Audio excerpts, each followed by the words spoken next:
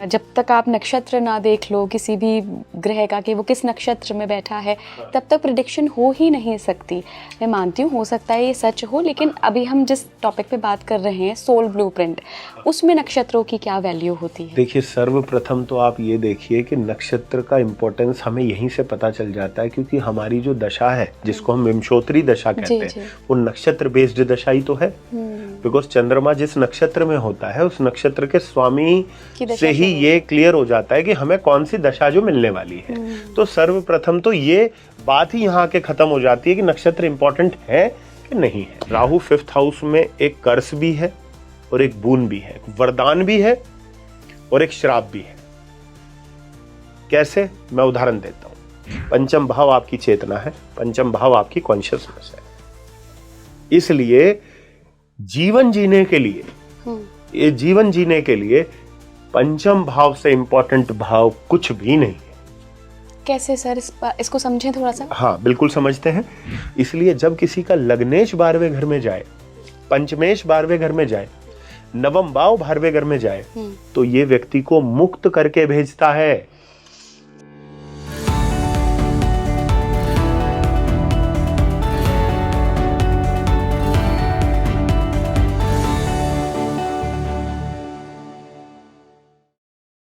नमस्कार भारत, आप देख रहे हैं स्पीकिंग ट्री। मैं हूं आपके साथ हिला गोस्वामी। हम सभी जब भी अपना बर्थ चार्ट देखते हैं, जो जन्म कुंडली है वो देखते हैं, तो हमें लगता है इसमें कुछ प्रॉमिसेस हैं, ये हमारे भाग्य के बारे में बता रही है या ये हमारी पर्सनालिटीज़ को बता रही है कि हम कैसे हैं। लेकिन क्या आपको पता है कि जो आपका बर्थ चार्ट है, जो आपकी कुंडली है, वो आपकी सोल का एक ब्लूप्रिंट है। जी हाँ, आप क्या करने आए हैं इस दुनिया में, कैसा स्वभाव है आपका, आपकी सोल क्या चाहती है, आपकी अंतरात्मा क्या आपसे करवाना चाहती है, ये सब कुछ हिडन रूप से आपकी कुंडली में ही कहीं ना कहीं छिपे होते हैं। तो आज हमने कोशिश की है कि हम हर भाव के सिग्निफिकेंस को जानें कि कौन सा भाव क्या सिग्निफिकेंस रखता है, साथ ही पंचम की इसमें क्या वैल्यू है, क्योंकि पंचम को अगर हम देखें तो वो हमारी आत्मा है, वो हमारा पूर्व पुण्य भी है। पंचम इसमें बहुत मुख्य भूमिका निभाता है। साथ ही 6, 8, 12 को भी हमने डिस्कस किया है कि कैसे 6, 8, 12 जो भाव हैं वो इसमें मुख्य भूमिका निभाते हैं। तो अगर आपको अपनी सोल जर्नी को डिकोड करना है तो ये पॉडकास्ट आपके लिए बना है, क्योंकि मेरे साथ जो मेहमान जुड़ रहे हैं वो आप सभी के फेवरेट हैं, किसी परिचय का मोहताज नहीं हैं। जी हाँ, मैं बात कर रही हूँ एक लंबे इंतज़ार के बाद आज वो मेहमान शामिल हुए हैं स्पीकिंग ट्री के पॉडकास्ट पे, renowned astrologer and coach Rahul Kaushik sir का। सर बहुत बहुत स्वागत है स्पीकिंग ट्री पर। दर्शकों की भारी डिमांड पे आज फाइनली आपने समय दिया एक और एस्ट्रोलॉजी के बहुत बढ़िया टॉपिक पर बात करने के लिए। कुंडली के बारे में सर आज बात करेंगे, और मुझे ऐसा लगता है कि कुंडली सिर्फ आपकी डेस्टिनी बताने के लिए, आपकी पर्सनैलिटी बताने के लिए, कितना पैसा कमाओगे ये बताने के लिए नहीं है। शायद ये हमारी सोल का ब्लूप्रिंट है। बिल्कुल सही है ये बात, सोल का ही ब्लूप्रिंट है। और सोल क्योंकि अपनी एक जर्नी कर रही है, और क्योंकि हमारी जन्म कुंडली जो है वो हमारे तीनों प्रकार के कर्म के बारे में हमें बता रही है कि हमारे संचित कर्म क्या है, प्रारब्ध कर्म क्या है, क्रियामान कर्म क्या है। तो संचित कर्म तो हमारे ओवरऑल कर्म हो गए जो हमने एक्यूमुलेट किए हैं, लेकिन उनमें से इस जन्म में जो हम लेकर आए हैं वो एक प्रारब्ध के रूप में लेकर आए हैं, जिसको हम डेस्टिनी भी कहते हैं। तो इसीलिए हमारे सोल की जो एक यात्रा है उसका एक ब्लूप्रिंट है कि इस जन्म में सोल जो है वो क्या क्या एक्सपीरियंस करने वाली है, और जो वो एक्सपीरियंस करेगी उसके बेसिस पर हमारे अपने रिएक्शंस क्या होंगे, हमारे अपने एक्शंस क्या होंगे, वही जाके हमारे क्रियामान कर्म बन जाएंगे। ओके सर, जितना मुझे पता है उसके हिसाब से अगर हम सोल जर्नी के बारे में पता करना चाहें तो हम 5th हाउस को देखते हैं, हम 9th हाउस को देखते हैं, और अगर बाकी और भी लेवल पे जाना है तो फिर हम 12th हाउस को देख लेते हैं। लेकिन 12 हाउस अगर हैं कुंडली में और ये सोल का ब्लूप्रिंट है, तो ये सारे ही हाउस कुछ ना कुछ बता रहे होंगे हमें। डेफिनेटली बता रहे हैं, लेकिन यहाँ पे हमें एक बात समझनी पड़ेगी। सर्वप्रथम तो हमें ये जान लेना बहुत आवश्यक है कि अगर हम किसी भी भाव को या किसी भी हाउस को ये कह रहे हैं कि वो हाउस ज़्यादा इम्पोर्टेंट है, तो कहीं ना कहीं ये एक प्रकार से ज्योतिष के साथ सही नहीं है। बिकॉज हम किसी भी हाउस की अगर उसका कंट्रीब्यूशन उठा के देखें तो और उसको संपूर्ण रूप से समझे तो हमें लगेगा सारे काम जो है वो यही भाव कर रहा है, बाकी कोई भाव कर ही नहीं रहा। इसलिए हम ऐसा बिल्कुल भी नहीं कह सकते। हाँ, जहां तक बात व्यक्ति की अपने चीजों को महत्व देने की है कि वो अपने जीवन में अध्यात्म को अधिक महत्व देता है, तो उसके लिए कुछ भाव जो हैं वो अधिक महत्वपूर्ण हो जाएंगे। अगर कोई व्यक्ति है जो अर्थ को ज्यादा महत्व दे रहा है, लाइक फाइनेंस को ज्यादा महत्व दे रहा है, करियर को ज्यादा महत्व दे रहा है, तो वहां पर कुछ हाउसेस जो हैं उनकी इंपॉर्टेंस ज्यादा बढ़ जाएगी। और कुछ लोग जो बहुत डिजायरफुल जिंदगी जीना चाहते हैं, उनको ये भी चाहिए वो भी चाहिए, तो उनके जीवन में कुछ जो हाउसेस हैं उसका महत्व बहुत बढ़ जाएगा। और यही कारण है कि जो हमारा जीवन है वो 4 त्रिकोणों में बटा हुआ है, धर्म त्रिकोण, अर्थ त्रिकोण, काम त्रिकोण, मोक्ष त्रिकोण। और जो हमारे प्लैनेट्स हैं, जो हमारे नवग्रह हैं, जो हमारी अपनी ऊर्जा कैरी करके चलते हैं, ये बताते हैं कि इनकी कंसंट्रेशन जिस त्रिकोण में ज्यादा होगी, फॉर एग्जाम्पल मान लीजिए किसी व्यक्ति के planets, maximum planet 4th house में बैठे हैं, तो 4th हाउस अपने आप में क्या है, मोक्ष त्रिकोण का हाउस है। तो वो बता रहा है, और क्योंकि वो 4th में बैठे हैं और 4th हाउस पे बैठकर वो दृष्टि कौन से घर को कर रहे हैं, 10th हाउस को कर रहे हैं, तो यहां पर वो ये बता रहे हैं कि इस व्यक्ति की जो ऊर्जा है वो मोक्ष त्रिकोण में ज्यादा रहेगी, और मोक्ष त्रिकोण से होते हुए वो कर्म त्रिकोण की तरफ जा रही है। तो ये व्यक्ति का जो जीवन है वो मोक्ष और कर्म इन 2 क्षेत्रों में ज्यादा बटा रहेगा। इसलिए ये नवग्रह जो हैं इनकी प्लेसमेंट ये कहीं ना कहीं डिसाइड करती है कि हम अपने जीवन में किस हाउस को इंपॉर्टेंस ज्यादा देंगे। सर, अगर किसी के ग्रह 6, 8, 12 में बहुत ज्यादा बैठे हैं तो ये किस तरीके का सोल प्रिंट हुआ? देखिए, 6, 8, 12 को ज्योतिष में त्रिक भाव कहे गए हैं। त्रिक भाव मतलब वो भाव जो कहीं ना कहीं आपको आपके जीवन में परेशानियां लेकर आ रहे हैं, इसलिए उनको पहले से ही एक नेगेटिव उसमें डाल दिया गया। लेकिन स्टिल अगर मैं ये कहूं कि हम ये कहीं ना कहीं भूल जाते हैं कि ज्योतिष में ऐसा कोई भी भाव नहीं है जो संपूर्ण रूप से आप जिसको फेवर में अपने कह सको, और कोई भाव ऐसा नहीं है जिसको आप ये कह सको ये आपके अगेंस्ट काम करता है। फॉर एग्जाम्पल, यदि आप छठे घर की बात करते हैं तो छठे घर में जब भी किसी का कोई प्लैनेट बैठता है, लेट से कोई मेष लगन का व्यक्ति है, मेष लगन का स्वामी हुआ मंगल, मंगल किसी का छठे घर में बैठ गया, तो आमतौर पे एक प्रिडिक्शन क्या बनेगी, क्योंकि आपके लगन भाव का स्वामी छठे में बैठा है तो आपको रोग, रिपु और ऋण इस तरीके की चीजों से गुजरना होगा। लेकिन अब हम छठे घर के एक और अगर उस पे बात करें, डोमेन पे बात करें, तो छठा घर सेवा का है। छठा घर जो है वो आध्यात्मिक दृष्टिकोण से वो धारणा की बात भी करता है, बिकॉज छठा घर जो है वो धारणा है, 7th हाउस जो है ध्यान है, और अष्टम भाव जो है समाधि है। तो धारणा मीन्स कि आप किसी चीज को धारण कर रहे हो, तो जो वन पॉइंटेड कंसंट्रेशन है, जो फोकस है, वो आपको 6th हाउस प्रोवाइड करता है। इसलिए आपने देखा होगा कि अगर आप किसी कंपटीशन में जा रहे हैं, अगर आपको कहीं कॉम्पीट करना पड़ रहा है, तो कंपटीशन में सर्वाधिक जो महत्व है वो किस बात का है, वो इस बात का है कि आप कितना फोकस्ड तरीके से, कितना कंसंट्रेट होकर किसी चीज को कर सकते हैं। इसलिए अगर किसी का अच्छा ग्रह लग्नेश छठे में बैठा है, पंचमेश छठे में बैठा है, तो ऐसे व्यक्ति का व्यक्तित्व या उसका चित्त, क्योंकि व्यक्तित्व कौन से घर से देखा जाता है, 1st हाउस से, चित्त या आप कह ले कॉन्शियसनेस कौन से घर से देखी जाती है, 5th हाउस, वो यदि छठे घर में बैठा है तो इसका अर्थ है कि इस व्यक्ति का व्यक्तित्व या इसकी चेतना छठे भाव के लिए बहुत अच्छी है।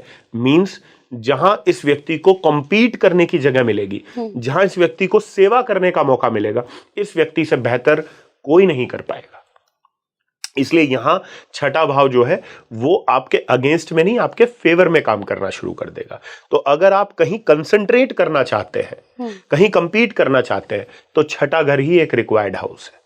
और मैं हमेशा बोलता हूं, इस दुनिया में जितने भी बड़े बड़े पदों पर जो अधिकारी बैठे हुए हैं, IAS, PCS या UPSC, जितने भी लोग क्लियर करते हैं, आप यकीन मानिएगा, अगर आपने कोई भी बहुत ही प्रतिष्ठित एग्जाम जो है वो क्लियर किया है, उसमें आप उत्तीर्ण हुए हैं, तो कहीं ना कहीं वो आप छठे घर में बैठे हुए ग्रह की दशा में होंगे, या स्वयं जो छठे भाव का स्वामी है उसकी दशा में आपके साथ में ये जीवन में होगा।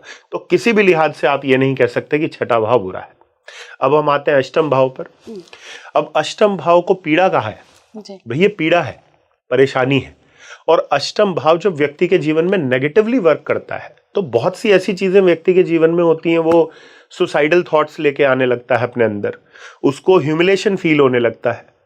और ये सब क्या है? अगर हम कहें कि किसी को ह्यूमिलेट फील हो रहा है तो ह्यूमिलेशन उसको क्यों फील हो रहा है? बिकॉज उसकी अपनी मनोस्थिति ऐसी है कि उसने किसी व्यक्ति का ऐसा व्यवहार जो उसके अनुकूल नहीं था उसको अपने प्रतिकूल माना और खुद को उसको ह्यूमिलेशन के रूप में ले लिया। और ये सब चीजें कब होंगी? जब अष्टम भाव ऑपरेट करेगा। इसलिए अष्टम भाव जब ऑपरेट करता है तो व्यक्ति की जो चेतना है वो नेगेटिवली काम करना शुरू कर देती है। फॉर एग्जाम्पल, मैं उसका एक डे टू डे लाइफ में एक एग्जाम्पल देता हूं।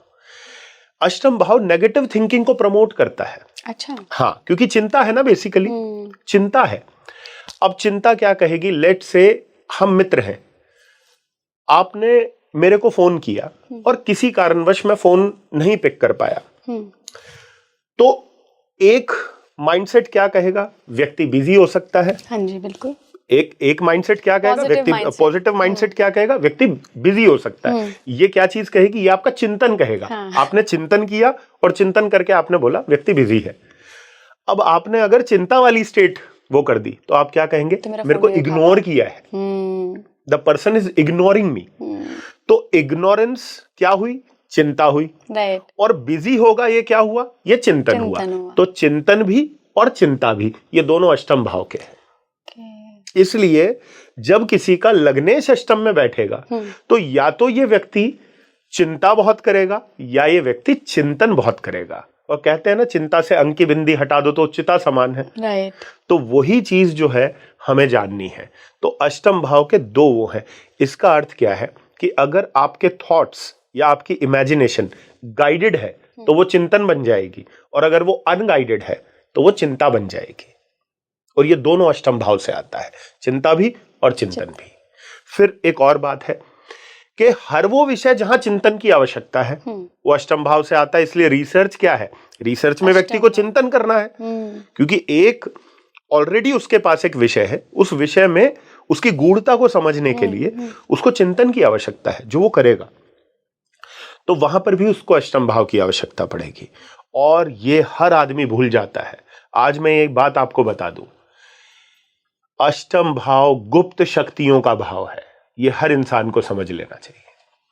अगर किसी व्यक्ति को गुप्त शक्तियां चाहिए या ऑकल्ट पावर्स जिनकी हम बात करते हैं, आपने देखा होगा ना, कई लोगों को क्लेयरवॉयंस बहुत अच्छा रहता है, यानी कि वो पहले ही किसी स्थिति को भांप लेते हैं, ऐसा कुछ होगा।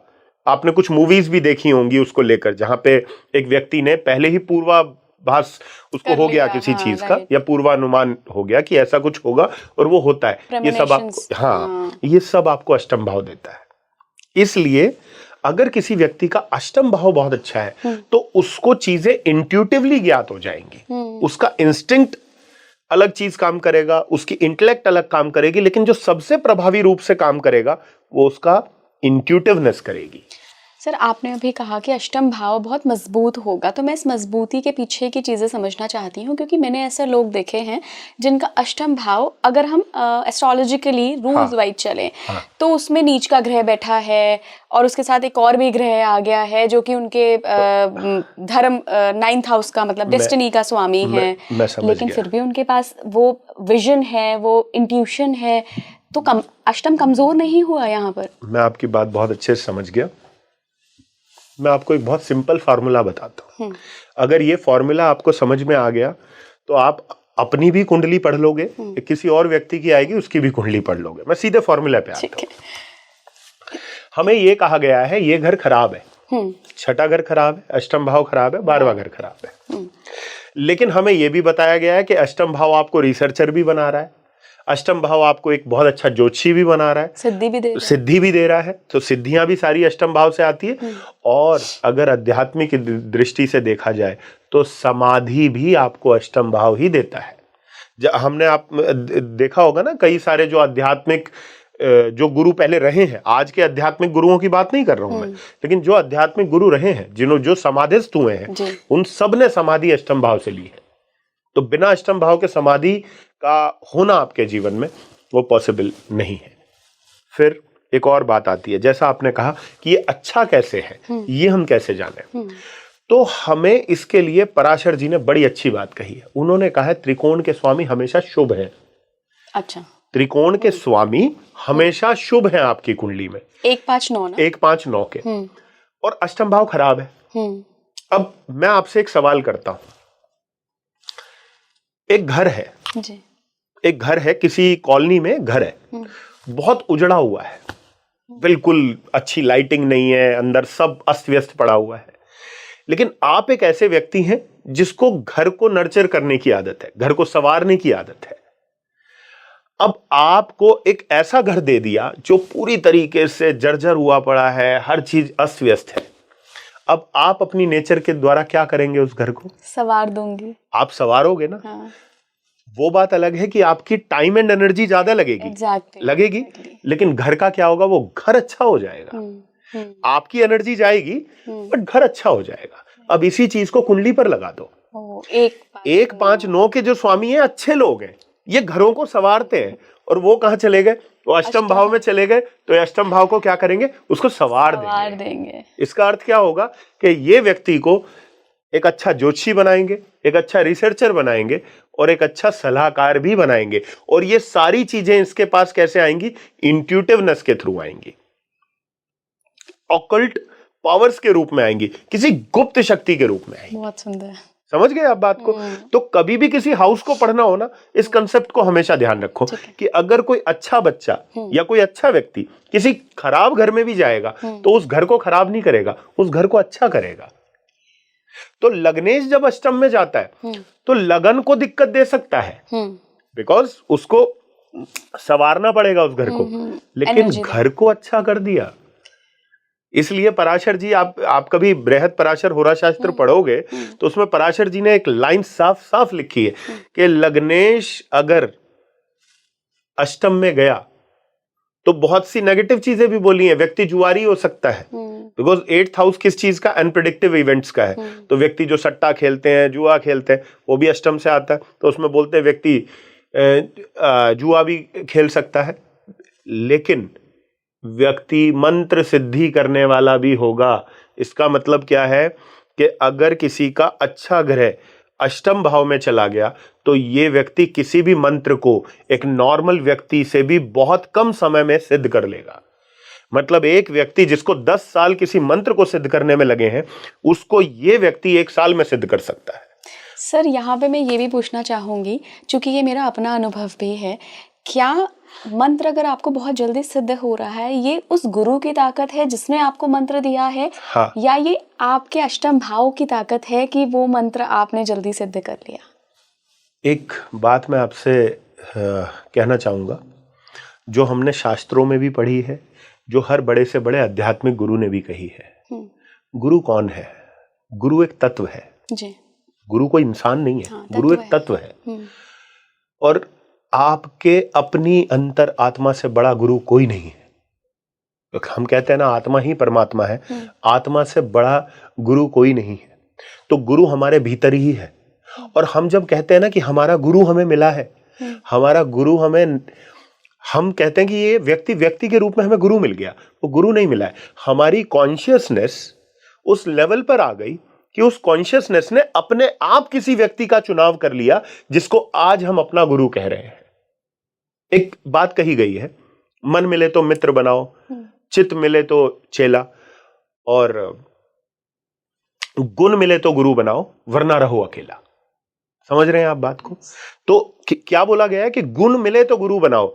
वो गुण कहां से आ रहे हैं? आपकी अपनी कॉन्शियसनेस है ना। तो हमारी अपनी कॉन्शियसनेस ही चुनाव करती है, चाहे वो हमारे मित्र हो, चाहे हमारा गुरु हो, चाहे कोई हमारा व्यक्ति हो। और जैसे जैसे हमारी चेतना अपना स्तर ऊंचा करती जाती है, वैसे वैसे हमारे जीवन में लोग छंटते भी जाएंगे, कुछ लोग अलग हो जाएंगे और कुछ लोग ऐड इन हो जाएंगे। राइट? और ये सब कौन कर रहा है बैठ के? अब हम कहें ये हम कर रहे हैं, ये भी हमारी कुंडली कर रही है। क्योंकि जैसे जैसे हमारी ग्रह दशा बदल रही है, जैसे जैसे वो अंतर दशाएं बदल रही हैं, दशा बदल रही है, वैसे वैसे हमारी चेतना का स्तर भी बदलता है। इसीलिए ये जितने भी भाव हैं, ये सब अपने आप में चेतनाएं हैं व्यक्ति की। जैसे हम कहें 12वां घर, ये क्या है? अभी हमने जैसे कहा 6 8 12, तो कोई कहेगा यार 12वां घर तो लॉसेस का है। मैं कहता हूं 12वें घर जैसा घर ही नहीं है, क्योंकि जो जर्नी आपकी सोल ने पहले भाव से शुरू की है उसको खत्म तो 12वें पे जाके करेगी ना। इसीलिए तो उसको मुक्ति कहा है, इसीलिए उसको लिबरेशन कहा है। और जो चीज आपको लिबरेट कर रही है, जो चीज आपको मुक्त कर रही है, आप उसको किस बेसिस पर आप उसको नेगेटिव कह सकते हो? इसका अर्थ यह है कि आप जिस सब्जेक्ट को पढ़ रहे हो आप उसी सब्जेक्ट पे विश्वास नहीं कर रहे हो।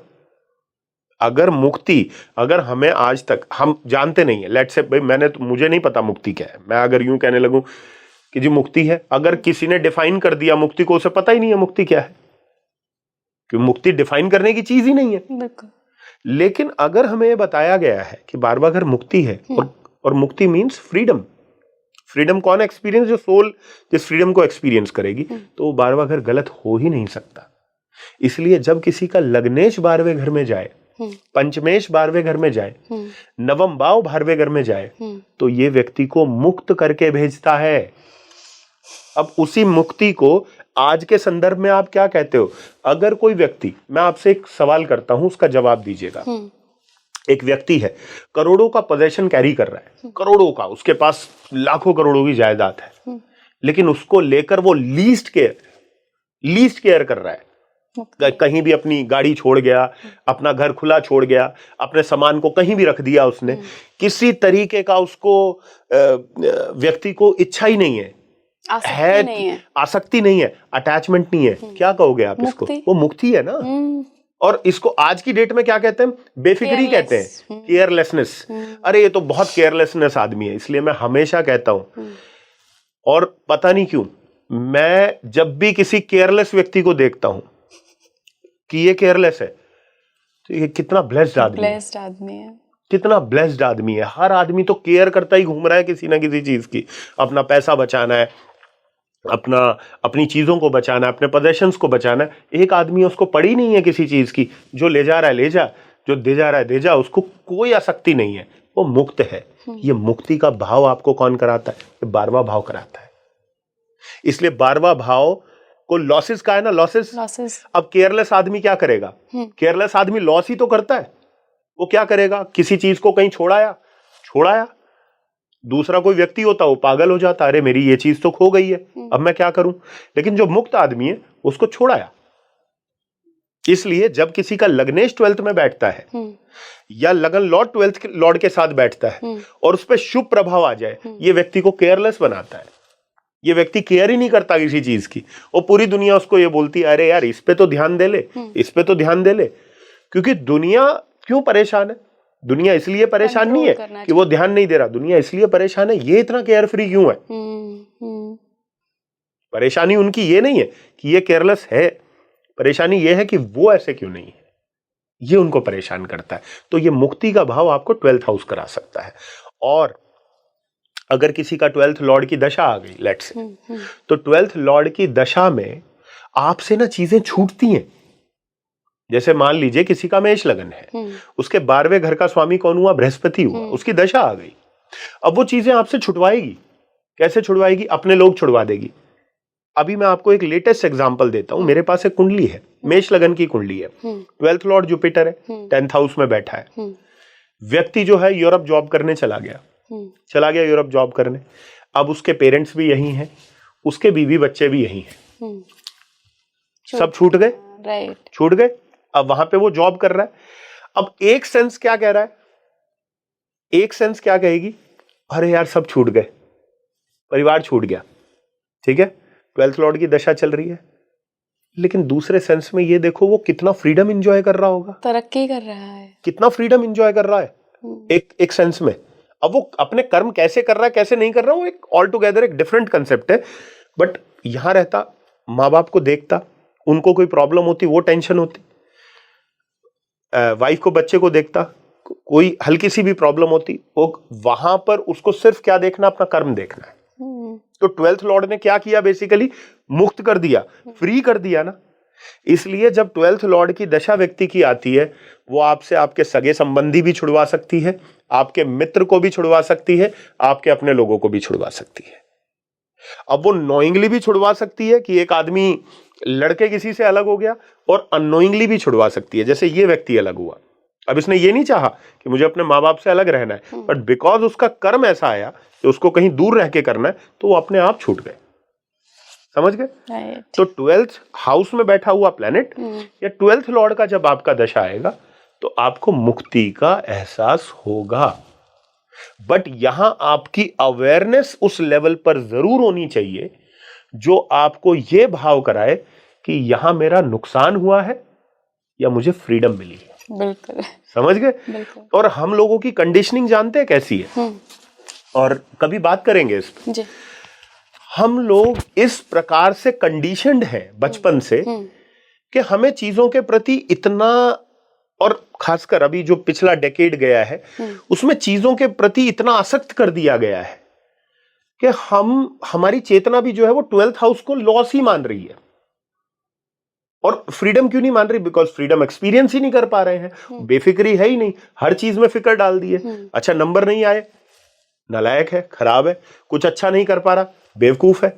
तो इतनी सारी चीजें थोप दी गई हैं कंडीशन में। लेकिन अब क्योंकि हमारे पास ज्योतिष जैसा एक विषय है जो ये बोल रहा है आपको कि क्योंकि 12वां घर मुक्ति है, तो मुक्ति का एक अर्थ फ्रीडम भी है, तो वो फ्रीडम आपको 12वां घर ही एंजॉय कराएगा। सर, चूंकि हम सोल ब्लूप्रिंट पे बात कर रहे हैं, देखिए हम सबकी कुंडली डिस्कस नहीं कर सकते, सबके बहुत सारे अलग अलग कॉम्बिनेशंस होते हैं, वो पॉसिबल नहीं है। लेकिन अगर किसी को अपनी जन्म पत्रिका से अपना सोल पर्पस पता करना हो तो क्या क्या चीज़ें वो देख सकता है? मुझे पता है कि ये बहुत मुश्किल है आपके लिए भी इतने छोटे पॉडकास्ट में समेटना, लेकिन फिर भी कौन सी ऐसी चीज़ें जो वो मेन देख सकते हैं? देखो इलाजी, मैं फिर एक सवाल करता हूँ आपसे। एक सवाल है, आपको खाने में क्या पसंद है? रोटी सब्जी। नहीं, रोटी सब्जी में कुछ पसंद होगा ना, कोई पर्टिकुलर चीज, कोई वेजिटेबल, कोई भी ऐसे खाने की चीज जिसको देख के आपको ऐसा मन करता है बस मैं नहीं रुक सकती, मैं ये खाऊंगी। क्या है ऐसी चीज? तो मुश्किल सवाल है। मशरूम की सब्जी रोटी। मशरूम की सब्जी होगी। आपको कैसे पता चला कि मशरूम की सब्जी आपको इतनी पसंद है? जब टेस्ट किया तब पता लगा। टेस्ट किया तब पता चला। हाँ। पर्पस भी वैसा ही है, जब लाइफ को एक्सपीरियंस करोगे तो पर्पस अपने आप पता चल जाएगा। हमारी प्रॉब्लम यह है कि हम जीवन को अनुभव करना छोड़ देते हैं, और जो चीजें हम पे थोप दी जाती हैं या हम कंडीशनड हो जाते हैं, हम सिर्फ उन्हीं तरीके से जीवन को जीते हैं। और ये जो हमारे 12 के 12 भाव हैं, ये सब भाव पर्पस के ही भाव हैं। अगर आपको कोई ये कहने लगे ना, अगर मैं यहाँ बैठ के ये कहने लगूं आपका पर्पस जो है 10th हाउस से देखा जाएगा, क्योंकि 10th हाउस आपका ओवरऑल कर्म है कि आपने किस प्रकार के कर्म करने हैं, तो इसका मतलब मैंने पंचम भाव को तो छोड़ ही दिया जो आपकी बुद्धि का है। हाँ। जब आपके अंदर बुद्धि ही नहीं होगी तो आप ये कैसे जान पाओगे कि मुझे कर्म करना कैसे है? और अगर आपको राइट गाइडेंस नहीं मिलेगी 9th हाउस से, तो आप जीवन में तरक्की कैसे करोगे? और यदि आपके अंदर डिजायर नहीं होगी तो डिजायर, अब 11th हाउस डिजायर का है। अब डिजायर को नेगेटिव और पॉजिटिव दोनों रूप में आप देख सकते हो। अब एक व्यक्ति जिसका फर्स्ट लॉर्ड 11th हाउस में चला गया, क्योंकि 11th हाउस किस चीज का? डिजायर का है। तो एक प्रिडिक्शन क्या कहती है? एक प्रिडिक्शन आपको ये कहेगी या ये व्यक्ति की इच्छाएं बहुत ज्यादा होंगी, है ना, ये आज मुझे भगवान ये दे दे, आज मुझे वो दे दे। लेकिन हम एक चीज फिर भूल जाते हैं, जब आप सोसाइटी के लिए कुछ बड़ा करते हैं, समाज के लिए कुछ बड़ा करते हैं, तो वो कौन सा घर करवाता है? 11वां घर करवाता है। बिकॉज 11वां घर समाज को रिप्रेजेंट करता है, इस सोसाइटी को रिप्रेजेंट करता है। इसलिए फर्स्ट लॉर्ड जिनका 11th हाउस में जाता है, इन व्यक्तियों को ईश्वर ने वो एक दी है, एक कह लीजिए एक पावर दी है कि समाज के लिए कुछ बहुत बड़ा कर सकते हैं। They have that power. तो एक व्यक्ति जो सिर्फ अपनी इच्छाओं को लेकर चल रहा है और एक व्यक्ति जो समाज को लेकर चल रहा है, वो दोनों का एक ही प्लेसमेंट है, लेकिन दोनों की अवेयरनेस जो है वो एक डिफरेंट लेवल पे है, जिसके कारण एक व्यक्ति एक बड़े पर्पस के लिए काम कर रहा है और एक व्यक्ति छोटे पर्पस के लिए काम कर रहा है। तो अगर मैं ये कह दूं कि पर्पस मुझे सिर्फ एक घर से मिल जाएगा तो वो बिल्कुल अनैतिक होगा। इसलिए मुझे हर घर को, क्योंकि फर्स्ट हाउस क्या है? मेरा व्यक्तित्व है। सेकंड हाउस क्या है?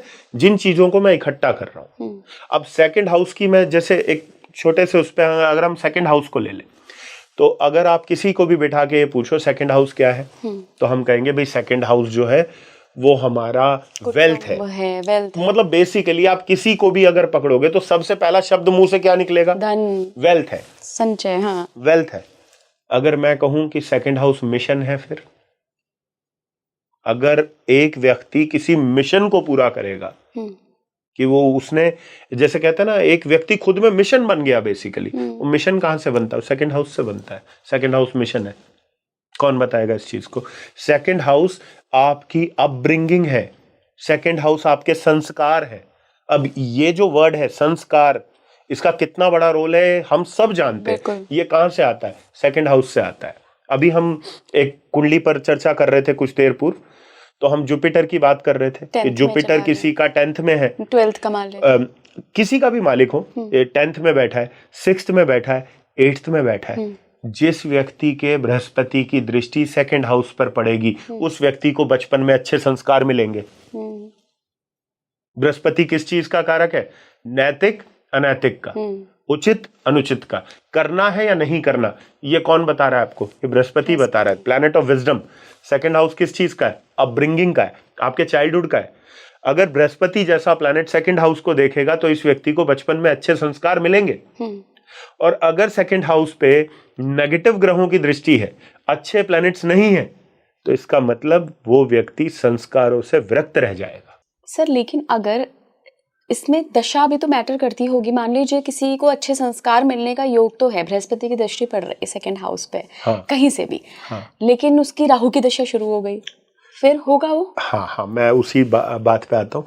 देखिए इला जी, दो चीजें होती है। एक हमारी कुंडली में प्रॉमिस होता है जी, जो हमारे जीवन में मार्क्ड है, ये हमारे साथ होगा। दशा बताती है कब होगा। अगर राहु का सेकंड हाउस से लिंक नहीं है और राहु की दशा नहीं आई, इट मीन्स वो गड़बड़ जो है वो सेकंड हाउस में नहीं होगी। जैसे क्या होता है, मैं हमेशा देखता हूं, जब आप देखते होंगे कि जितने भी लोग ट्रॉमेटिक कंडीशन में होते हैं, जैसे लेट से हम किसी 35 या 40 साल के व्यक्ति की कुंडली देख रहे हैं, तो कुंडली देखते समय हम हमेशा ये भूल जाते हैं कि हम सामने वाले को जब गाइडेंस देने बैठते हैं तो हमें इस चीज पर विचार करना पड़ेगा कि इस व्यक्ति के जो पास्ट एक्सपीरियंसेस हैं वो कैसे रहे हैं। बिकॉज उसके पास्ट एक्सपीरियंसेस ने ही कहीं ना कहीं इसको ट्रॉमेटाइज किया है या इसके अंदर एक इनसिक्योरिटी डाली है। और वो इनसिक्योरिटी कब आई होगी? जब वो दशा आई होगी। और वो इनसिक्योरिटी किस भाव से जुड़ी होगी? जिस भाव के अंदर वो नेगेटिव प्लैनेट होगा। तो मान लीजिए सेकंड हाउस में किसी के राहु है, बचपन में किसी के सेकंड हाउस में राहु आ गया, उसकी दशा आ गई। अब राहु क्या है? सेपरेटिव प्लैनेट है। अब कुटुंब से सेपरेट कर देगा व्यक्ति को, या तो बोर्डिंग स्कूल भेज देगा या किसी कारण से पेरेंट्स में से कोई दूसरी जगह काम करने चला जाएगा, लेकिन कहीं ना कहीं वो एक सेपरेटिव टेंडेंसी लेकर आएगा। अब आप बहुत से बच्चों को ऐसा देखोगे, और ये आज की डेट में बहुत हो रहा है, और आपको रीजन मिलेगा उसका। सेकंड हाउस में जिसके नेगेटिव प्लैनेट्स होंगे और किसी शुभ ग्रह की दृष्टि नहीं होगी, बृहस्पति की या शुक्र की या बुध की, अच्छे ग्रह की कोई दृष्टि ना हो, और सेकंड हाउस में नेगेटिव प्लैनेट हो, सेपरेटिव प्लैनेट हो, लाइक शनि हो गया, राहु हो गया, सूर्य हो गया, वो सेकंड हाउस में है और उनकी दशा आ गई, ये बच्चा सेपरेट हो जाएगा पेरेंट्स से। और अगर सेपरेट नहीं भी हुआ, लेट से आप कल कोई कुंडली मेरे पास लेकर आती हैं, आपने बोला सर ये बच्चे के तो माँ बाप घर पे ही रह रहे हैं, सिर्फ माँ बाप का बच्चे के साथ रहना ही सेपरेशन नहीं दिखाता, माँ बाप का समय मिलना या ना मिलना भी सेपरेशन के बारे में बताएगा। तो सेकंड हाउस में नेगेटिव प्लैनेट का होना माँ बाप से सेपरेशन देगा ही देगा, चाहे फिजिकल रूप से दे चाहे मानसिक रूप से दे। और ये चीज व्यक्ति के व्यक्तित्व का कितना बड़ा एक रोल प्ले करेगी, सोचने वाली बात है कि उसकी जो पर्सनालिटी डेवलप होती है एक व्यक्ति के, उसके चाइल्डहुड का कितना बड़ा रोल होता है, सब जानते हैं आज की डेट में। तो हम कहें अब क्या रहा, अब सेकंड हाउस कितना इंपॉर्टेंट हो गया। अब हमें ऐसा लगेगा जैसे सेकंड हाउस से इंपॉर्टेंट कुछ है ही नहीं, बिकॉज सारी, और हमें क्या पढ़ाया गया, एक्यूमुलेशन ऑफ वेल्थ है, राइट? नो, सेकंड हाउस वो हाउस है जो ये बताता है हम किन चीजों को वैल्यू देते हैं अपने जीवन में। अब आप अगर गोल्ड को वैल्यू दे रहे हो तो आप किस चीज को इकट्ठा करोगे? गोल्ड को इकट्ठा करोगे ना। इसलिए second house accumulation of wealth का नहीं है, second house accumulation of everything है। इसलिए जो व्यक्ति जिस चीज को मूल्यवान मान रहा है वो उसी को इकट्ठा करेगा। वो ज्ञान को मूल्यवान मान रहा है, वो ज्ञान को इकट्ठा करेगा। तो ये चीज सेकंड हाउस बताएगा। तो सेकंड हाउस में जब शुभ ग्रह बैठते हैं तो वो उन्हीं चीजों को मूल्यवान समझ के उन्हीं को ही एकत्रित करता जाता है जो ग्रह के कारक तत्व हैं, उनके अनुसार जो वस्तुएं हैं। फिर हम थर्ड पे आए तो थर्ड हाउस पर व्यक्ति कहता है कि भाई थर्ड क्यों इंपॉर्टेंट है। अब मैं आपसे कहूं कि थर्ड की इंपॉर्टेंस इतनी ज्यादा है जितनी किसी भी चीज की नहीं है। क्योंकि मान लो किसी के कुंडली में तीसरे घर में शुभ ग्रह बैठ गए, आप किसी की भी कुंडली उठाइएगा, उसमें अगर तीसरे भाव में शुभ ग्रह बैठ गए, कौन कौन, जैसे बृहस्पति बैठ गया, शुक्र बैठ गया, बुध बैठ गया। तीसरा भाव किस चीज का है? पराक्रम का है, परिश्रम का भी है ना। लेकिन तीसरे घर में ये शुभ ग्रह बैठे हैं तो शुभ ग्रह उससे परिश्रम ज्यादा करवाएंगे कि कम करवाएंगे? करवाएंगे ही नहीं। तो शुभ ग्रह है ना, वो तो सॉफ्ट ग्रह है। जुपिटर कहाँ, आपने कभी देखा है कि बृहस्पति आपको कह रहा है कि ईंट पत्थर ढो लीजिए? बुध मानते हो, बुध को अच्छा लगेगा कि किसी बिजनेस पे बैठ के वो बिजनेस ट्रांजैक्शन की जाए। शुक्र उसको वैसे ही कंफर्ट इतना प्यारा है, लग्जरी इतनी प्यारी है, तो वो कहाँ ये सब चीजें करेंगे। और क्योंकि ये थर्ड में बैठे हैं और थर्ड में बैठ के इनकी दृष्टि कहाँ जा रही है? 9th हाउस पर जा रही है, धर्म के भाव पे जा रही है, भाग्य के भाव पे जा रही है। तो और बढ़िया कर दिया। तो और भाग्य को कितना चमका दिया। इसलिए आप देखिएगा कि जब तीसरे घर के अंदर अशुभ ग्रह बैठे, जिनको अशुभ कहा जाता है, बेसिकली वो अशुभ होते नहीं है, बस वो कार्य वैसे करते हैं। जैसे मान लीजिए किसी का तीसरे घर में शनि मंगल बैठा है, तो बहुत मेहनत कराएगा, तो मेहनत कराएगा। और शनि मंगल नवम को भी देख रहे, यानी कि परिश्रम से भाग्य उन्नति होगी, परिश्रम से भाग्य उन्नति होगी। और दूसरी तरफ एक व्यक्ति बैठा है, बृहस्पति शुक्र बुध लिए, बिना परिश्रम के भाग्य उन्नति होगी। ये उनके सोल का ब्लूप्रिंट है, ये उनके सोल का ब्लूप्रिंट है बेसिकली। कि अब देखिएगा आप, जितने भी लोग आपको तीसरे घर में शुभ ग्रह लिए बैठे दिखेंगे, मैं गारंटी से बोलता हूं आपको ये लगेगा इनके जीवन में इनको जो 90% चीजें मिली हैं उसके लिए इन्होंने कुछ नहीं किया है, मिल गई इनको। God was kind to them, भगवान इतना मेहरबान था कि सब कुछ इनको बिना करे दे दिया। अब यहां देखो थर्ड की इंपॉर्टेंस कितनी ज्यादा बढ़ गई। ऐसे ही फोर्थ पे आए, फोर्थ हाउस क्या है? हमारा मनस है, हमारे किस तरीके के हमारे विचार जो है मन में चल रहे हैं, विचार हमारे अंदर इनसिक्योरिटी है या नहीं है, वो सब चीजें कहां से आती हैं? चौथे भाव से आती हैं। और चौथे भाव में जो भी ग्रह बैठता है वो दृष्टि कौन से घर को कर रहा है? 10th को कर रहा है। इसका अर्थ क्या हुआ कि हमारा मनस ये तय करता है कि हमारे कर्म कैसे होंगे। तो इसी प्रकार आप 1 से लेकर 12 तक किसी भी भाव को अगर उठाते हैं तो वो अपने आप में इतना कुछ कहता है कि अगर संपूर्ण रूप से हम एक भाव को समझने लग जाएं तो हमें ये लगने लगेगा कि यही भाव सब कुछ कर रहा है, बाकी कोई कुछ नहीं कर रहा। सर कई बार ना जन्म पत्रिका में एक पैटर्न देखने को मिलता है। ये मैं इसलिए आपसे सवाल पूछ रही हूँ क्योंकि मैंने काफ़ी रिसर्च की है कुछ कुंडलियों पे। मैं ज्योतिषी नहीं हूँ, मुझे नहीं पता, बट मैं पैटर्न देखती हूँ, खास करके मैं अपनी कुंडली में ही कोई अगर पैटर्न देखती हूँ तो मुझे लगता है यार अगर कोई चीज आपके साथ पैटर्न में हो रही है और वो कुंडली में भी पैटर्न में दिख रही है तो वो पक्का कोई सिग्निफिकेंस रखती है। आपने जैसा कहा कि 12 घर ही पूरे सिग्निफिकेंस रखते हैं, लेकिन मान लीजिए कि 1, 5, 9 जिसको हम पूरा त्रिकोण कहते हैं और ये सब शायद सबसे इम्पोर्टेंट होता है एक किसी कुंडली में। अगर इसके जो मालिक हैं वही आपके ऐसे घरों में चले जाए जिनको अच्छा नहीं माना जा रहा है, तो ये तो एक पैटर्न है ना। तो आप कुछ तो करके आए हो भाई पास्ट लाइफ में जो आपको ऐसा मिला है। डेफिनेटली। लेकिन फिर मैं वही कहता हूँ कि यहाँ पे सबसे पहले तो आप एक बात को समझिए। मैं एक ही बात को आज तक कहता आया हूँ और आगे तक कहता रहूंगा। मैं उसको ना कभी बदला है ना कभी बदलूंगा। और हो सकता है बिकॉज मैं एक नॉन कॉन्फर्मिस्ट आइडियोलॉजी के साथ एस्ट्रोलॉजी में चला हूं और वही चीज मुझे सोचने पर मजबूर करती है कि अगर किसी का लग्नेश 12वें घर में गया है तो वीकनेस देता है, लॉसेस कराता है, सारी चीजें कराता है ना, सारी नेगेटिव चीजें जो कही गई हैं। लेकिन स्टिल मैं कहूंगा कि ज्योतिष के अकॉर्डिंग मैं कह रहा हूं ये व्यक्ति तो मुक्ति के बहुत करीब है, क्योंकि स्वयं ये खुद 12वें घर में चला गया। Is very close to liberation. What he need to do is कि 12th हाउस में बैठा कौन है, फर्स्ट लॉर्ड, उसको क्या करना है, उसको सिर्फ अपने व्यक्तित्व को ठीक रखना है, मुक्ति अपने आप मिल जाएगी। इसलिए हर घर को एक ग्रह ट्रिगर कर रहा है, ट्रिगर कर रहा है ना। हाँ, बिल्कुल। लेकिन उसको ट्रिगर कौन कर रहा है, वो घर नहीं कर रहा, वो प्लैनेट कर रहा है। हाँ। और वो प्लैनेट कौन है, वो किसी ना किसी घर का लॉर्ड है। तो उस घर को सिर्फ हमें ट्रिगर करना है।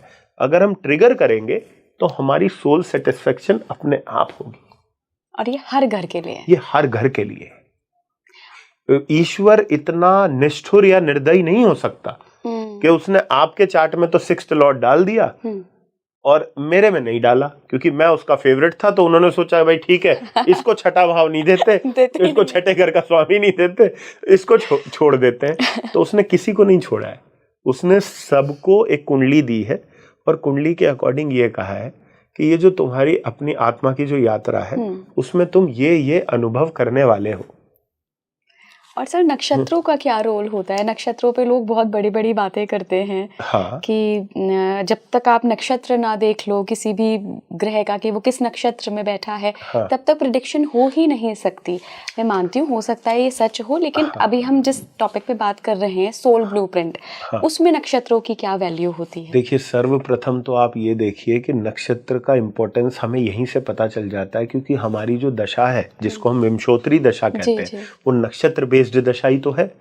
बिकॉज चंद्रमा जिस नक्षत्र में होता है उस नक्षत्र के स्वामी से ही ये क्लियर हो जाता है कि हमें कौन सी दशा जो मिलने वाली है।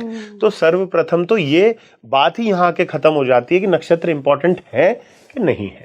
फिर दूसरी बात क्या है कि नक्षत्र कहाँ रहते हैं। नक्षत्र भी राशियों में रहते हैं। राशियों के अंदर, हर राशि के अंदर लगभग 2.25 नक्षत्र है, ठीक है, क्योंकि 13 डिग्री 20 मिनट का एक नक्षत्र है, 30 डिग्री की एक राशि है। अब घर जितने भी हैं इन्हीं के अंदर नक्षत्र है, और घरों के अंदर क्या है, राशियां हैं, जो नक्षत्र जहां पर आ रहे हैं। तो लेट से किसी का लग्नेश 12वें घर में गया, ठीक, और वो मेष लगन का व्यक्ति है, तो मंगल कहां चला गया, 12वें घर में। लेकिन 12वें घर में राशि कौन सी है, 12वें घर में राशि है मीन, बृहस्पति की। अब मीन राशि के अंदर 3 नक्षत्र आते हैं। कौन कौन से आते हैं? पूर्व भाद्रपद आता है, उत्तर भाद्रपद आता है, और रेवती नक्षत्र आता है। समझ गए आप बात? अब तीनों नक्षत्र अलग अलग ग्रहों के हो गए। एक हो गया बृहस्पति का, एक हो गया शनि का, एक हो गया बुध का। तो एक प्रेडिक्शन तो ये मिली कि तीनों 12वें घर के रिजल्ट को प्रभावित करेंगे, मतलब एक्सपीरियंस करेंगे, अनुभव करेंगे। लेकिन किस तरीके से करेंगे ये नक्षत्र बता देगा। करेंगे 12वें घर को एक्सपीरियंस, 11वें को नहीं करेंगे, बिकॉज लग्नेश 11वें में नहीं बैठा है, 12वें में बैठा है। लेकिन किसके द्वारा करेंगे ये नक्षत्र बता देगा।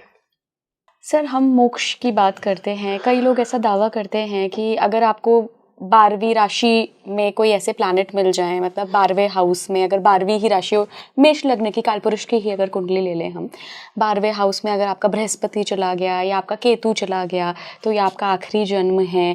देखिए, जन्म तो किसी ने सर देखे नहीं है, ये प्रिडिक्ट करना मुझे नहीं पता कितना पॉसिबल है। या आपको मीन लग्न मिल गया है अगर कुंडली में और कुछ ऐसे ग्रह बैठे हुए हैं, तो भी कहा जाता है कि अगर कर्म आप अच्छे करो, अपने कर्म खत्म कर लो, अच्छे बुरे दोनों, तो ये मोक्ष की संभावना हो सकती है। क्या एक कुंडली कैपेबल है ये बताने में? डेफिनेटली, क्यों नहीं कैपेबल है, 100% कैपेबल है। 12वां घर मोक्ष का है, मानते हैं हम इस चीज को। तो 12वें घर में जो प्लैनेट्स बैठे हैं वो बताएंगे।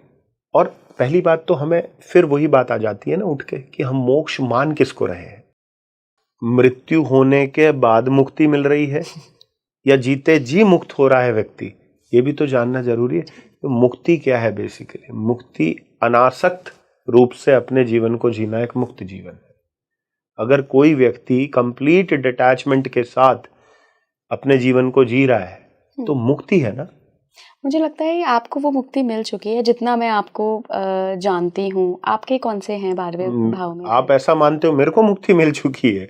नहीं, मैं ऐसा नहीं मानता हूँ। मुझे इसलिए ऐसा लगता है क्योंकि हाँ। आपका जो एक पैटर्न है, आपका जो एक तरीका है, वो बहुत अनासक्त है। जैसे सोशल मीडिया पे आपको फ़र्क नहीं पड़ता कितने फॉलोअर्स हैं, हाँ। क्या नंबर हैं। हाँ। आप सिर्फ अपना ज्ञान बांट रहे हैं। मैं यहाँ पे देखिए किसी की, मैं कोई आपकी तारीफ में नहीं कर रही हूँ कि हाँ। आप मेरे साथ पॉडकास्ट कर रहे हैं। मैं यहाँ बिल्कुल जेन्युइन जो मुझे अभी लगा मैं वो आपके साथ शेयर कर रही हूँ। देखिए, मेरा सोचना थोड़ा अलग है, बिकॉज मैं जितना ज्योतिष को समझ पाया हूँ, बिकॉज मैंने ज्योतिष को कभी भी इस रूप में नहीं पढ़ा था कि भाई मुझे ज्योतिष पढ़ के किसी को पढ़ाना है। जैसे हर व्यक्ति किसी उद्देश्य के साथ किसी विषय को उठाता है, मैंने ज्योतिष इसलिए पढ़ा था बिकॉज मुझे अपने बारे में इससे जानना था। और ये जो मेरी एक कहते हैं किसी विषय को जानने की जो उत्सुकता होती है, ये शायद मेरे को उतना उसमें ले गई कि मैं उसको खोजता गया और इसमें मुझे कोई नई चीज नहीं मिली। मैं अगर ये कहूं आपको कि ज्योतिष ने मेरे को कुछ नई चीज बता दी, नहीं, लेकिन हाँ, इसने मेरी उन सब बातों के उत्तर मुझे दे दिए जिन बातों को लेकर मैं सोचता था कि मैं ऐसा क्यों हूं। समझ रहे हो आप कि एक इंसान होता है ना, वो इंसान का सबसे बड़ा प्रश्न किसी नई चीज को जानने का नहीं होता, अपने आप को जानने का होता है। अगर मुझे यह पता चल जाए कि मुझे इस चीज से खुशी क्यों मिल रही है, मुझे इस चीज पर रोना क्यों आ रहा है, मुझे इस चीज को लेकर एक्साइटमेंट महसूस क्यों हो रही है, अगर ये चीजें आपको पता चल जाए तो उससे बड़ा क्या है? बहुत सुंदर। इससे बड़ा कुछ भी नहीं है। इसलिए मैं ये एक बात साफ साफ कहता हूं कि अगर एस्ट्रोलॉजी पढ़ने के बाद आपके जीवन में अवेयरनेस नहीं आ रही है तो आपने ज्योतिष नहीं पढ़ा है, आपको गलत ज्योतिष पढ़ाया गया है। Astrology is all about adding awareness in your life, और अवेयरनेस आपको यह बता देती है कि तुम चिंता किस बात की कर रहे हो। जिस दशा में जो चीज जानी लिखी है वो जाएगी, जिस दशा में जो चीज आनी लिखी है वो आएगी। तो हम क्यों भाग रहे हैं इस चीज को लेकर? हमें सिर्फ अपनी अवेयरनेस के साथ यह देखना है कि अगर मेरा कोई प्लैनेट इस घर में बैठा है तो मेरी अवेयरनेस मुझे कह रही है कि मुझे इस प्लैनेट के अकॉर्डिंग ऐसे बिहेव करना है। भले मेरे सरकमस्टांसेस कुछ भी हों, भले मेरे साथ घटनाएं कुछ भी घटित हों, लेकिन मेरा जो अपना व्यक्तित्व है या जो मेरी अपनी चेतना है वो मुझे इस कर्म को ऐसा करने के लिए कह रही है, तो मैं इसको ऐसा ही करूंगा। और मैं समझता हूं जब कोई भी कर्म आप अवेयरनेस के साथ करते हो तो आप मुक्त ही रहते हो, आप अटैच होगे ही नहीं। अब मैं ये पॉडकास्ट कर रहा हूं, लेट से मैंने अपना काम कर दिया, अब कल को आप इस पॉडकास्ट को रिलीज करो ना करो, मैं क्यों उस बात का चिंतन करूं? मतलब आपको उससे एक आसक्ति नहीं है। मैं क्यों चिंतन करूं? आप मुझसे कुछ प्रश्न पूछ रहे हैं, मुझे वो प्रश्न तर्कसंगत लग रहे हैं, मैं उनका जवाब दे रहा हूं, बात खत्म हो गई। अब इसका अर्थ क्या है? इसका अर्थ यह है कि ये जो पॉडकास्ट मैं कर रहा हूं ये एक मुक्त भाव से कर रहा हूं, मुझे कोई फर्क नहीं पड़ता ये रिलीज होगा या नहीं होगा। तो अगर मैं इसको यहां पर एज इट इज खत्म करके चला जाता हूं तो मेरे लिए फ्रीडम ही है ना, मैं मुक्त हूं ना इससे। या फिर मैं ये सोचना शुरू कर दूं, ओहो मैंने ये बातें कही हैं, अब इसका क्या इम्पैक्ट होगा, मुझे फॉलोअर्स मिलेंगे नहीं मिलेंगे, लोग मेरे को सही समझेंगे गलत समझेंगे, क्या फर्क पड़ता है उस चीज से? यही मुक्ति है। यही मुक्ति है, और ये हर आदमी ले सकता है, ये कोई स्पेशली मेरे पास नहीं है, ये हर आदमी ले सकता है। तो अगर आप अपने, और देखिए मुक्ति ना फ्यूचर में या पास्ट में नहीं मिल सकती, मुक्ति इज ऑल अबाउट प्रेजेंट। इसलिए एक बात कही गई है, don't live in the moment, live the moment. आप उस पर्टिकुलर क्षण को जिसमें आप हो उसको आप कितनी अवेयरनेस के साथ जी रहे हो, वही मुक्ति है। मैं यहां पर बैठा हूं, मुझसे कुछ प्रश्न किए जा रहे हैं, उन प्रश्नों का उत्तर मैं कितनी अवेयरनेस के साथ दे रहा हूं वही मेरे को बताएगा ना मैं मुक्त हूं कि नहीं हूं। या मेरे दिमाग में अगर ये थॉट कहीं सेकेंडरी यहां घूमने लगे कि ये रिलीज कब होगा, इसमें मैं ये बात बोल रहा हूं ये अच्छी लगेगी नहीं लगेगी, ये सब होगा नहीं होगा, तो मैं क्या कर रहा हूं, मैं अपने लिए एक बंधन क्रिएट कर रहा हूं, और वो बंधन जो है वो मेरे शब्दों में भी झलकेगा। मेरी अवेयरनेस में भी झलकेगा, मेरी कॉन्शियसनेस में भी झलकेगा। इसलिए अगर मेरे शब्द सुनकर किसी को मुक्त फील हो रहा है, किसी को मुक्ति का भाव आ रहा है, तो वो इसलिए आ रहा है क्योंकि कहीं ना कहीं वो कॉन्शियसनेस मेरे अंदर की है, जो आपकी कॉन्शियसनेस को सुनाई दे रही है या महसूस हो रही है।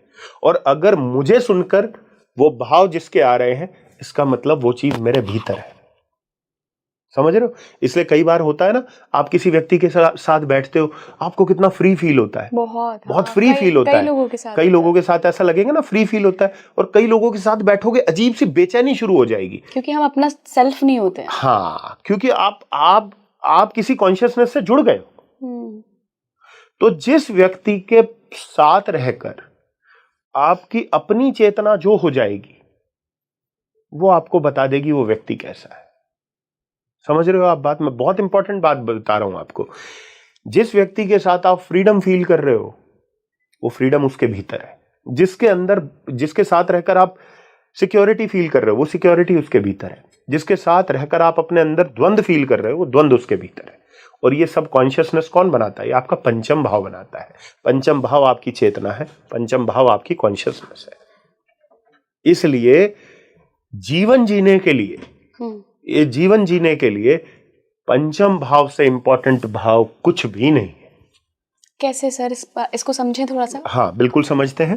देखिए, 5th हाउस को बुद्धि का है, इंटेलिजेंस का है। What is intelligence? मैं आपसे एक सवाल पूछूं, व्हाट इज इंटेलिजेंस? अगर आप किसी विषय को पढ़कर आप 100 में से 100 नंबर ले आए, तो क्या आप इसको इंटेलिजेंस मानते हैं? क्या ये इंटेलिजेंस है? सिर्फ ये इंटेलिजेंस? ये इंटेलिजेंस का एक पार्ट हो सकती है, संपूर्ण इंटेलिजेंस नहीं है। इसका अर्थ है कि अगर कोई अच्छा स्कोर नहीं कर रहा है, दैट डजंट मीन कि वो व्यक्ति इंटेलिजेंट नहीं है। बिल्कुल। इंटेलिजेंस एक ऑल टुगेदर एक डोमेन है, एक क्राइटेरिया, एक तरह का एक कॉन्शियसनेस है। जो व्यक्ति संपूर्ण रूप से एक अवेयरनेस स्टेट के अंदर अगर कोई एक्ट कर रहा है, तो वो इंटेलिजेंट ही है। अवेयर आदमी ही इंटेलिजेंट हो सकता है, अनअवेयर आदमी इंटेलिजेंट नहीं हो सकता। समझ गए? वो चीजें 5th हाउस से आती है। और कमाल की बात देखिए, हमारी जो वाणी है दूसरा भाव है, 2nd हाउस है, लेकिन हमारे मुख से सबसे ज्यादा शब्द कौन से निकलते हैं? हमारे मुख से जो वाणी निकलती है, वो सामने वाले को कौन से ग्रह को उसके ट्रिगर करती है? ये कौन सा प्लैनेट बताता है? 5th हाउस में बैठा हुआ प्लैनेट बताता है। और कोई प्लैनेट ही ना हो तो 5th लॉर्ड को देखो। 5th लॉर्ड को देखें। और ये हर हाउस के साथ है ना? हर हाउस के साथ है। हर हाउस अपने आप में कुछ कैरी करके चल रहा है। लेकिन मैं 5th को क्यों इतनी इंपॉर्टेंस दे रहा हूं? बिकॉज 5th हाउस आपकी कॉन्शियसनेस है, आपकी चेतना 5th हाउस है। प्रेम भाव कौन सा है? प्रेम का भाव कौन सा कहते हैं? 5th हाउस है। आप जिस चीज को प्रेम करोगे या जिस चीज से आपको प्रेम होगा, वो आपके कॉन्शियसनेस में एग्जिस्ट करेगी, नहीं करेगी? इनफैक्ट अगर मैं ये कहूं कि आप उसी चीज से प्रेम कर सकते हो जो आपकी कॉन्शियसनेस में हमेशा विराजमान है। समझ रहे हो? yes. अब किसी का 6th लॉर्ड 5th हाउस में आ गया, 6th लॉर्ड 5th में आ गया। छठा भाव किसका है? रोग ऋण रिपु, कंपटीशन। अब किसी का 6th लॉर्ड 5th में है, अब आपको क्या लगता है उसकी चेतना में क्या विराजमान हो गया? कंपटीशन विराजमान हो गया। हमेशा फाइट करता रहेगा, ये आगे क्यों है, ये क्यों नहीं है, वो क्यों नहीं है, ये किस लिए नहीं है। समझ रहे हो? और वो द्वंद्व हो गया, एक तरह का वो द्वंद्व हो गया। अब ये व्यक्ति जब किसी के साथ बैठेगा, तो इसके लिए तो वो नॉर्मल कॉन्शियसनेस है, क्योंकि वो इसके व्यक्तित्व का एक पार्ट बन गई है। तो वो व्यक्ति जब किसी के साथ में बैठेगा, तो वो जो कॉम्पिटिटिवनेस है वो इसके अंदर आ जाएगी। और फिर मैं वही कह रहा हूं ना अभी, कि जिसका 6th लॉर्ड 5th में, आप उससे बात करो, आप उससे कम्युनिकेट करो। अपनी कम्युनिकेशन में वो आपको वही चीजें बता देगा जो उसकी कॉन्शियसनेस का पार्ट है। अगर मैं इसको शॉर्ट में कहूं, तो मैं अगर आपसे, अभी तो हम पॉडकास्ट कर रहे हैं, लेकिन मैं आपसे नॉर्मल कॉन्वर्सेशन करने लगूं, तो आपकी नॉर्मल कॉन्वर्सेशन से मुझे ये थोड़ा थोड़ा आइडिया लग जाएगा कि आपके 5th हाउस में कौन सा ग्रह बैठा होगा, क्योंकि आपके शब्दों में वो कॉन्शियसनेस झलकेगी। बिल्कुल सही वो है। झलकेगी वो आपके।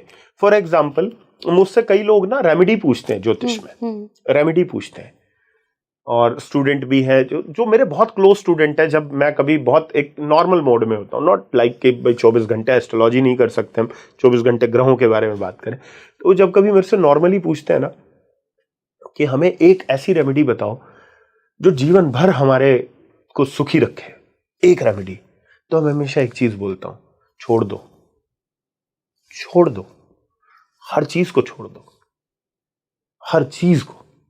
अब यहां पे कई लोग वो है ना कि अब उनकी कॉन्शियसनेस के अकॉर्डिंग उन्हें ये बात समझ में आएगी मैं क्या कह रहा हूं, कैसे छोड़ दूं मैं, क्या छोड़ दूं, है ना। अब कुछ लोग होंगे अरे क्या बेवकूफी वाली बात है, ऐसे कैसे छोड़ सकते हैं, मेरे पेरेंट्स हैं, मेरे बीवी बच्चे हैं। लेकिन जिसकी कॉन्शियसनेस होगी वो ये भी कहेगा वो छोड़ने की नहीं कह रहे, कह रहे हैं उनके प्रति आसक्ति छोड़ दो। नहीं, मेरी वाइफ है, ऐसे एक्ट करना चाहिए इसको, क्यों एक्ट करना चाहिए, वो एक इंडिविजुअल है, मेरा बच्चा है, इसको ये कोर्स पढ़ना चाहिए, ये सब्जेक्ट पढ़ना चाहिए, क्यों पढ़ना चाहिए। हम अपनी आइडेंटिटी जोड़ लेते हैं हर रिश्ते के साथ, हर व्यक्ति के साथ। एब्सोल्युटली। हम, और मैं कहता हूं ना कि what I see in you is my own reflection. अगर मैं आपके भीतर अच्छाई देख रहा हूं तो वो मेरा ही अंदर का एक वो है जो आपके अंदर से रिफ्लेक्ट हो रहा है।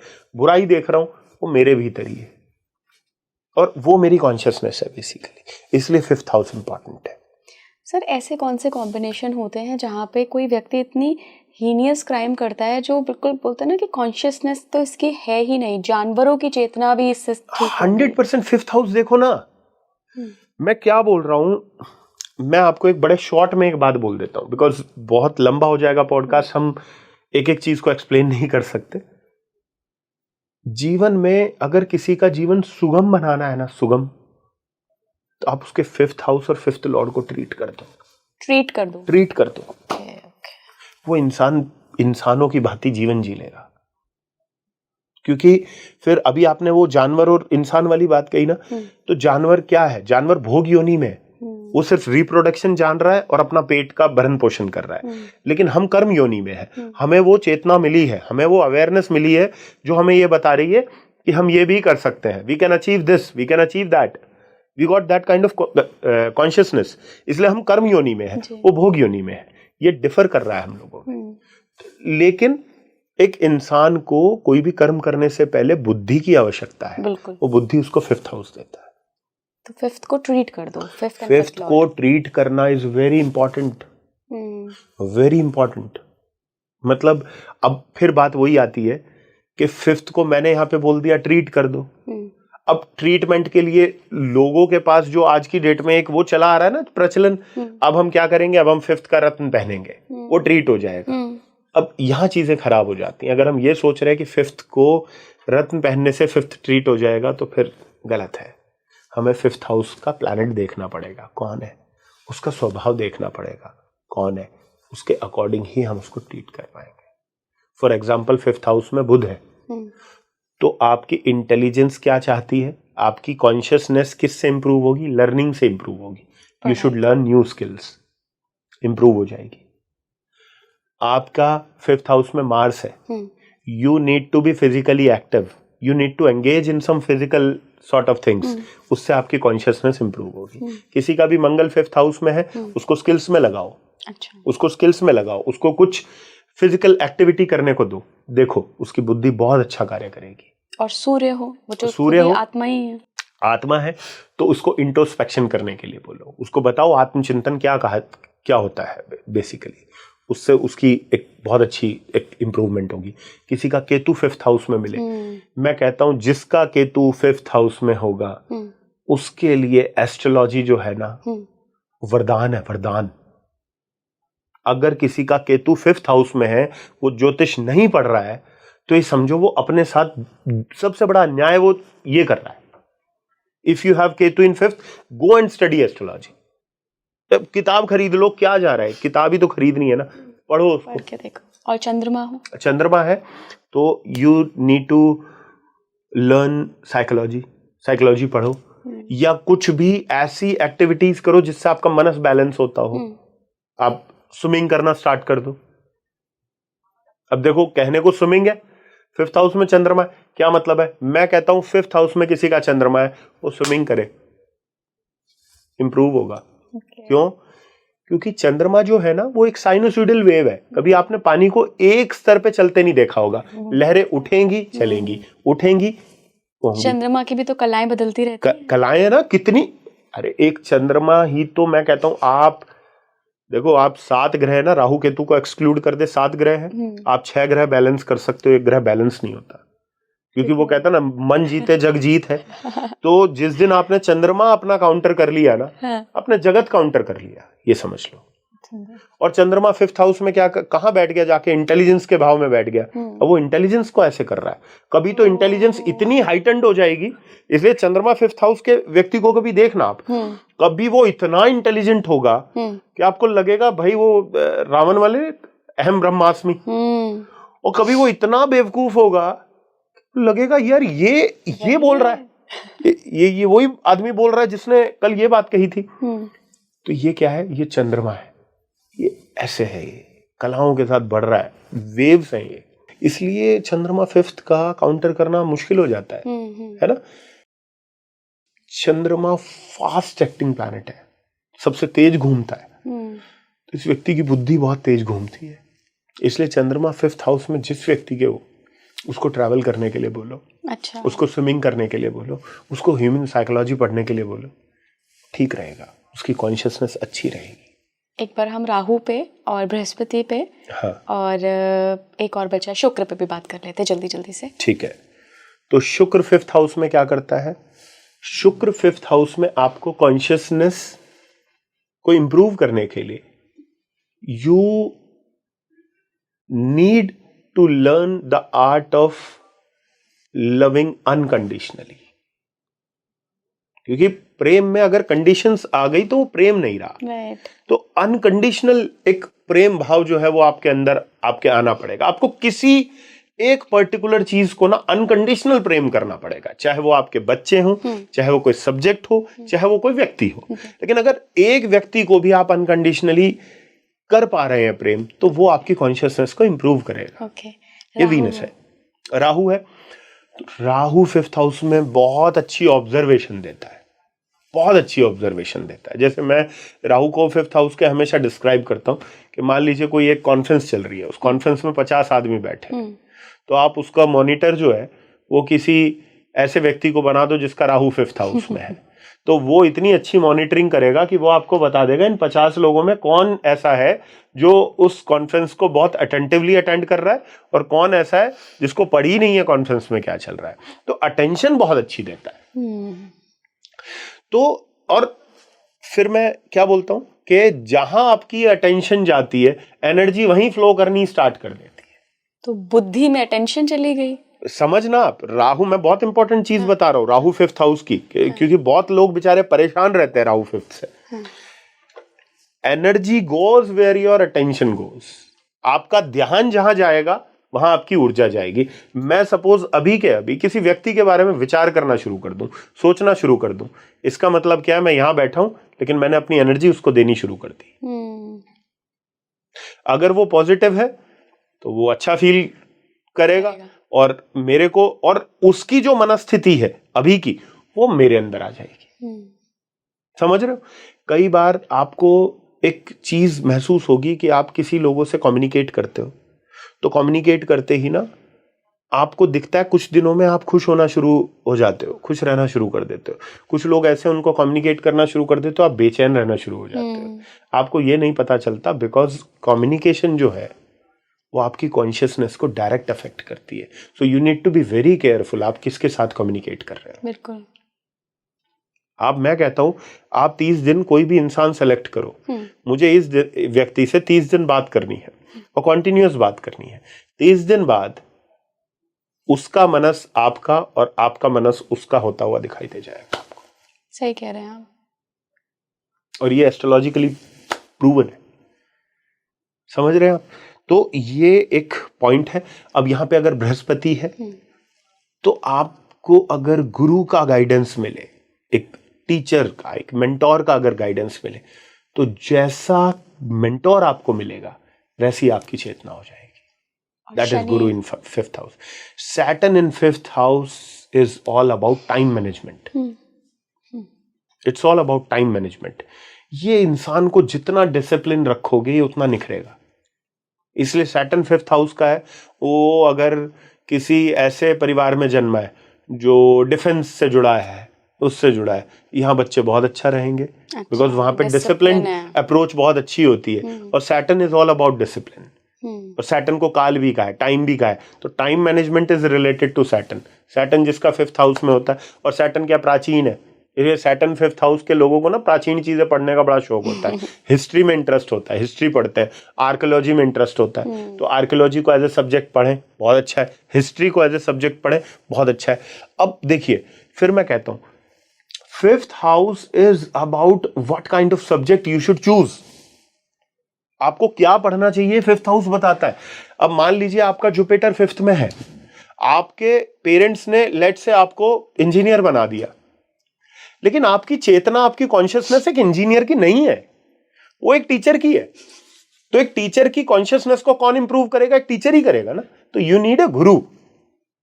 कोई आपको इंजीनियरिंग का कोई मास्टर नहीं चाहिए, आपको एक गुरु चाहिए जो आपको बताए उचित अनुचित क्या है और विजडम के बारे में बात करें बेसिकली.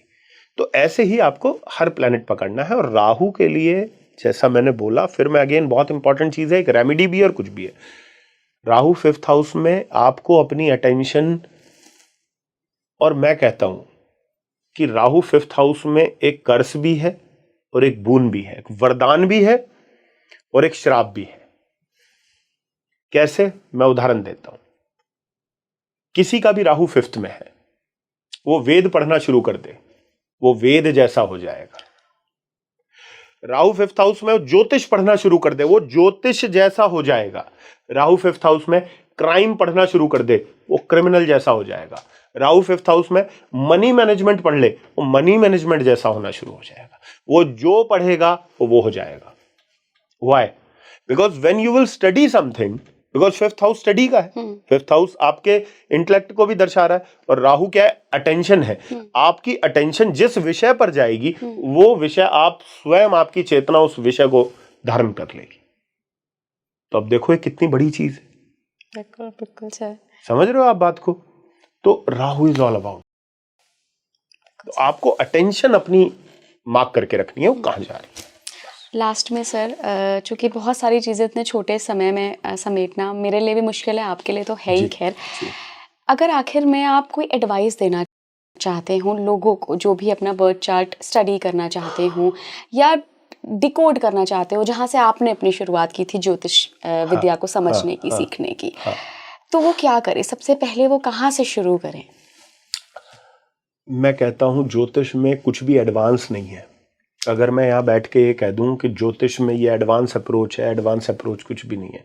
इनफैक्ट ज्योतिष की कोई अप्रोच है ही नहीं. ज्योतिष अध्ययन करने से भी ज्यादा रियलाइजेशन का विषय है. आप इसको रियलाइज कैसे करते हो. इसलिए ज्योतिष जो है ना, वो अपने आप में आध्यात्मिक साधना है, विषय नहीं है. एक साधना है. इसको हम कैसे अनुभव करते हैं, किस प्रकार अनुभव करते हैं, वो भी हमारे ऊपर है. अगर हम ज्योतिष को अपनी इवेंट्स को जानने का एक वो बनाएंगे, तो ये हमें इवेंट्स को जानने का एक विद्या बन जाएगी. हम ये कब होगा, ये कब होगा. अगर ज्योतिष से हम स्वयं को जानने का विषय बनाएंगे, तो ये हमें स्वयं को जानने में हमारी मदद करेगा. तो सबसे पहले तो हमें ये देखना है कि हमारा ज्योतिष को पढ़ने के पीछे प्रयोजन क्या है. सबसे पहले उस प्रयोजन को क्लियर कर लें. जब वो प्रयोजन क्लियर हो जाए, उसके बाद एज आई सेड, ज्योतिष के मुख्य बिंदु क्या है? घर, राशियां, ग्रह. इनके भौतिक जो सिग्निफिकेंस है उसको भी समझो, और जो इसके आध्यात्मिक सिग्निफिकेंस है उसको भी समझो. तो मैं हमेशा कहता हूं, स्टिक टू बेसिक्स. बेसिक में ही सारा सार छुपा है. अगर आज के समय आप मुझे बैठ के ये बताएं अगले 5 मिनट कि सर सूर्य इन चीजों का कारक है, तो मैं ठीक उसी विद्यार्थी की भांति उस सूर्य को सुनूंगा अगले 5 मिनट, जो विद्यार्थी अपनी पहली कक्षा में बैठता है किसी विषय की. मुझे आज भी इंटरेस्ट है. अगर आज भी मैं कहीं सुनता देखूं कि देखो शनि ये देता है और पहला भाव ये देता है, दूसरा भाव ये देता है, तो मैं उसी उत्सुकता के साथ उसको सुनूंगा. तो मैं कहता हूं कभी भी बेसिक से मत हटो, बेसिक ही नींव है, वहीं से आपका ज्योतिष जन्मेगा। और last but not the least, ज्योतिष में लोगों के विचार सुनो, लेकिन कभी भी ये मत मानना कि अगर ये ज्योतिषी ऐसा है तो मैं भी ऐसा ही होऊंगा। ज्योतिष में हर व्यक्ति का अपना एक स्टाइल है, इंट्यूशन है, अपनी इंट्यूशन है, कृपा अपना अपना इंटेलेक्ट है, और वो कैसे ज्योतिष के साथ कम्युनिकेट करता है, वो स्वयं किस प्रकार ज्योतिष के साथ सिंक में है, वो भी बहुत मैटर करता है। तो develop your own style, don't copy anyone. आप अपने आप में संपूर्ण हो, आपकी कुंडली अपने आप में संपूर्ण है। किसी और का बनने का ट्राई करोगे तो वो वाला हाल हो जाएगा, वो कि कौवा चला हंस की चाल, अपनी भी भूल बैठा। समझ रहे हैं आप वो चीज? तो डेवलप योर ओन स्टाइल। बहुत बहुत धन्यवाद सर जुड़ने के लिए, और आपके साथ बातचीत हमेशा एक न्यू लर्निंग होती है मेरे लिए, बहुत सारी चीज़ें मुझे भी जानने का मौका मिलता है, तो बहुत बहुत धन्यवाद। जय श्री राम। आपको अगर ज्योतिष में इंटरेस्ट है और आप अपना बर्थ चार्ट अभी लेकर बैठे हैं और सर को आपने 1 घंटा अभी सुना है और आपको समझ आया कि यार मैं इस जन्म में क्या करने आया हूँ, या क्या मेरी कॉन्शियसनेस के प्रति मैं अवेयर हूँ, क्या अवेयरनेस है, अगर ऐसा है तो मुझे कमेंट बॉक्स में ज़रूर बताइएगा। कैसा लगा आप सभी को ये पॉडकास्ट, और क्या आप और भी कुछ जानना चाहते थे वो भी मुझे कमेंट बॉक्स में बताइए। जुड़े रहिए स्पीकिंग ट्री के साथ। नमस्कार।